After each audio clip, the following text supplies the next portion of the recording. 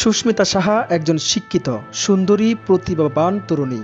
তার বাবা মা অনেক স্বপ্ন আর বিশ্বাস নিয়ে তাকে একটা উচ্চবিত্ত পরিবারে বিয়ে দিয়েছেন। তারা ভেবেছেন বড়লোক জামাই মানে মেয়ের জীবন নিশ্চয়তা, কিন্তু বাস্তবতা ছিল তার সম্পূর্ণ উল্টো। বিয়ের পর সুস্মিতা জানতে পারলেন পলাশ সাহা এখনও মায়ের কোল থেকেই নামেনি। ৩৫ বছর বয়সী যে ছেলে নিজের সিদ্ধান্ত নিজেই নিতে পারে না, যার জীবনে মা মানেই চূড়ান্ত কৃতিত্ব, সেখানে নতুন বউ আসলে হয়ে যায় শুধু একজন গৃহপরিচারিকা। তবে এখনকার অনেক বাবা মা মেয়ের বিয়ের আগে একটা কথাই বারবার বলেন, ভালো পরিবার বিয়ে দিতে চায়।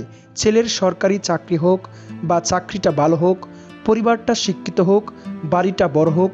তাদের ধারণা টাকা, সামাজিক অবস্থান আর একটা চকচকে জীবন দর্শন মানেই হলো মেয়ের সুখ। এই ধারণা একেবারেই ভুল। সম্প্রতি ঘটে যাওয়া পলাশ সাহা ও সুস্মিতার গল্প থেকে আমরা শিক্ষা নিতে পারি যে বউ শ্বশুরবাড়িতে মানসিক অশান্তি, শাশুড়ির কটূক্তি, অবহেলা আর পরিবারের সদস্যদের তা ছিল তাকে ধীরে ধীরে মানসিকভাবে যেন গুঁড়িয়ে দেয়। তার স্বামীও তার পাশে দাঁড়াননি, বরং ছিলেন নীরব নিষ্ক্রিয় দর্শক।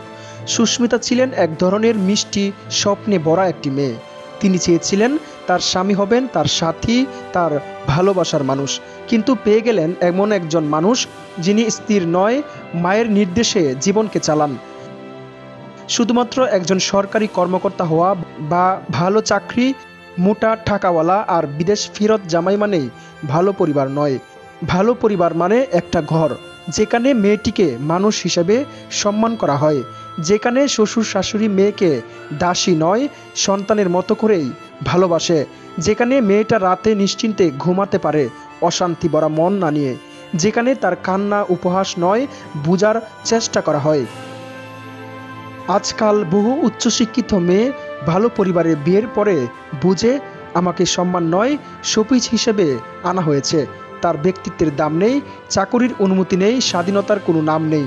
কেউ বলে তুমি কাজের লোকেরও যোগ্য না, কেউ বলে আমাদের মানো না মানো নয়তো এই বাড়ি ছাড়ো, কেউ বলে তোমাদের কষ্টের গল্প কেউ শুনবে না।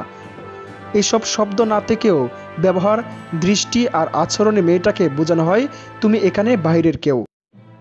ধরুন কোনো পরিবারে প্রতি মাসে লাখ টাকা উপার্জন হয়, ছেলের চাকরি বড় কোম্পানিতে, কিন্তু সে পরিবারে একটা শিক্ষিত মেয়েকে বলা হয় তুমি আমাদের স্ট্যান্ডার্ডে মেলে না। তাহলে সেখানে টাকা টাকা মানেই কি সম্মান আছে? না, টাকা, সামাজিক অবস্থান কখনোই মানুষের মূল্যবোধকে নির্ধারণ করতে পারে না। অনেক বাবা মা দেখতে সুন্দর, পড়াশোনা জানা, শিক্ষিত, তবু ভালো চাকরির ছেলে বা উচ্চবিত্ত পরিবার ছাড়া অন্য কোথাও বিয়ে দিতে চান না। তারা ভাবেন আমার মেয়ে বড়লোকের বউ হবে, এটাই যেন জীবনের সার্থকতা। প্রশ্ন হলো, যে ঘরে কি আপনার মেয়ের মর্যাদা থাকবে? সে কি নিজের ইচ্ছে মতো হাসতে, কথা বলতে, সিদ্ধান্ত নিতে পারবে?